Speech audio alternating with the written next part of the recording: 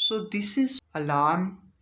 Basically it's a very simple alarm, and you can see that the thread is connected with the door and the insulator. Here and here you can see an insulator. If you can see that insulator is holding two wires, uh, when we remove that, the wires will connect to each other and the alarm will buzz. So here is the switch from where you can on and off the alarm.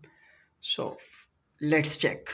So look at the insulator, and here the alarm buzzes. So you can off it from there. Okay, so this is our simple alarm system. Hope you like that video.